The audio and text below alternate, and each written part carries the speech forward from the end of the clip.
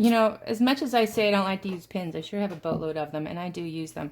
So I tend to sort of figure out and manually do the pleating. If you get this, I showed you guys earlier, if you use this pattern from Joann's Fabrics, they do have a guide for pleating. I don't understand it, to be really honest. That's another reason I didn't use it. And I just tend to do pleating by hand. And I want 3 pleats.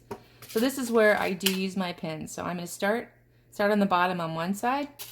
And I'm just going to do a nice square little pleat. There's 1. And there's 2. And you know, you can futz around with it a little bit.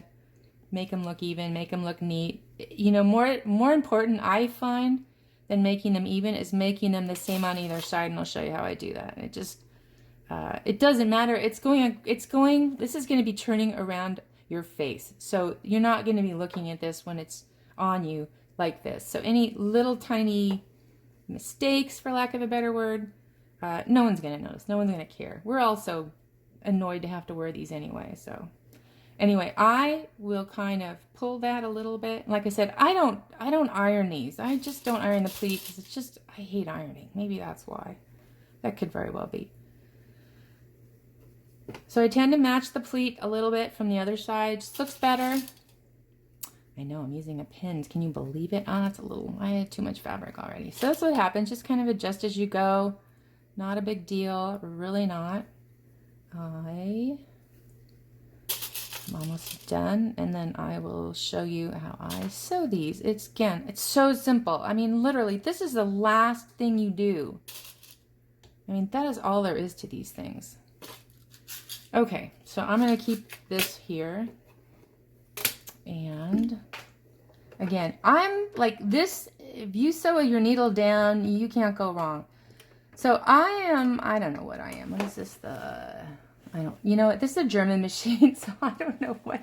I'm sure this is metric, so I don't have any idea what the 1 is. But you can kind of see I can kind of see about 1/8 of an inch from my presser foot, and that's pretty good. I don't like to be too close because it shows mistakes in stitching if you're too close to the edge. And that's how we're going to start. So it's needle down, lock my stitch before you get to your pins, pull them out. It makes me crazy to watch tutorials when people sew over their pins. I've broken more needles. And if you're like me and you like a really good German needle, last thing you want to do is breaking it on a pin. They're not cheap. There's a reason they're kept locked up at Joann's Fabrics. I'm getting all the way to almost to the end. I'm about 1/16 of an inch. Needle down, pivot, nice square. Almost to the end, not quite. Again, about 1/8 from the edge. My machine is getting old, so it doesn't like to start here. So let's see. Yep, it cooperates just fine. Now I'm just going to match the edge of my presser foot to the stitching. Let me clean this up. You know, I hate having thread tails. They make me crazy.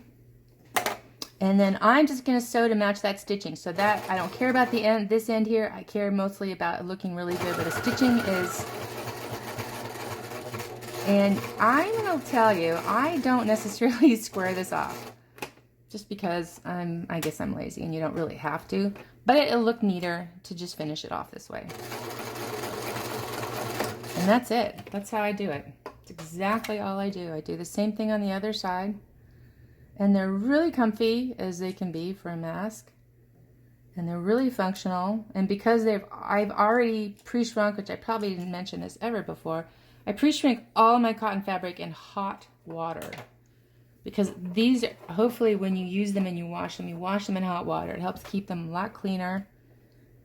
And you don't want them shrinking the first time you wash them. So we're gonna do this other side. And same old thing, I'm going to do my needle down. I prefer to have the needle down, and I like to have grabbed a little bit of the tuck before I pull the pin out. Sometimes if I notice that they aren't quite square, like this isn't quite as square as I want it to be, I don't like to pull more than one needle pin out at a time if I can help it. All right, let's do this one now. Let's square that a little bit. Yeah, you know, I like them a little more perfect than that, but you know, I'm usually the one who's going to notice more than anyone else anyway. And then we're going to pivot, make that corner, Needle down, always needle down. This whole project, every time you stop, have that needle down. It's a really good practice, and there's so much top stitching that looks better when it's accurate. So make sure you're, see, that's what I'm talking about. Let's get that needle up and give it. It's thick and I'm close to the edge, so sometimes it's hard for my machine to grab that. And there we are. Oh, I'm so used to stopping here, but I will keep going for you guys. And that's it. That's it. Your whole mask is done.